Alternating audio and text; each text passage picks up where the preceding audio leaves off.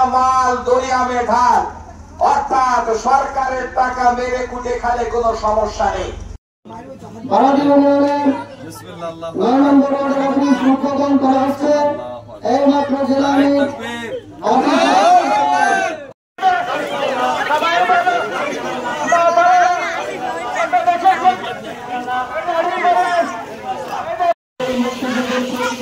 বাস্তবায়ন করতে পারে নাই, আর একটা যোজনা বাকি আছে, তার নাম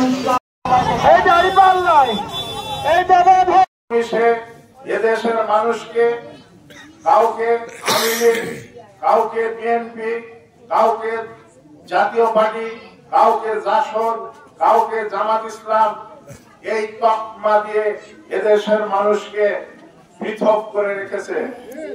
শেখ মুজিবুর রহমান সাহেব দেশে ফিরে আসলেন 10ই জানুয়ারি। আসার পরে উনি আশা ব্যক্ত করলেন যে আমরা একটা সোনার বাংলা বানাবো। ছিল না এই প্রত্যাশা? ছিল। কিন্তু সোনার বাংলা বানাতে যে সোনার মানুষের প্রয়োজন ছিল, সেই মানুষ হাতে না থাকার কারণে এক সময়তে উনি কথাটা বলতে বাধ্য হয়েছিলেন যে পাকিস্তানিরা সব কিছু নিয়ে গিয়েছে, আমার জন্য শুধু চোর গুলা রেখে গিয়েছে। আমার ডাইনে বামে সামনে পিছনে শুধু চোর ছাড়া আর কেউ নাই। উনি বললেন যে আমি 7 কোটি মানুষের জন্য 7.5 কোটি কম্বল নিয়ে আসলাম, অথচ আমার কম্বলটাই আমি পাচ্ছি। এই দেশকে যারা শাসন করেছে, আকাঙ্ক্ষা ছিল এই দেশটাকে সুন্দরভাবে পরিচালনা করব। প্রত্যেকের আকাঙ্ক্ষা ছিল এই দেশটাকে সোনার বাংলা বানাবো। কিন্তু আমরা দেখেছি দেশটা আমরা সোনার বাংলা বানাতে পারিনি। আমরা একেবারে সবিশেষ দেখলাম বিগত প্রধানমন্ত্রী উনি কথাটা বলতে বাধ্য হলেন যে আমার বাড়ির কর্মচারী 400 কোটি টাকার মালিক। অবশ্য পরে তদন্ত করে 628 কোটি টাকার সন্ধান পাওয়া গিয়েছে।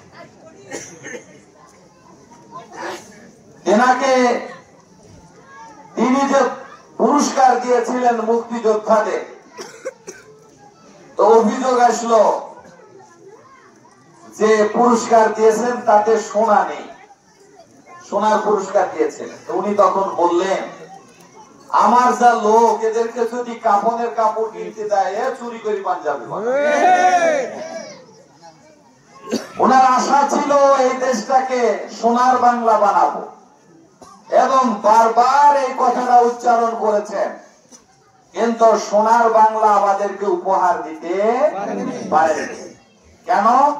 আমি আগেই বললাম, সোনার বাংলা বানাতে হলে আগে সোনার মানুষ তৈরি করতে হবে, তবেই কেউ যেন সোনার বাংলা আশা করে। প্রতিটা দিন আপনারা ট্যাক্স দিচ্ছেন, প্রতিটা দিন।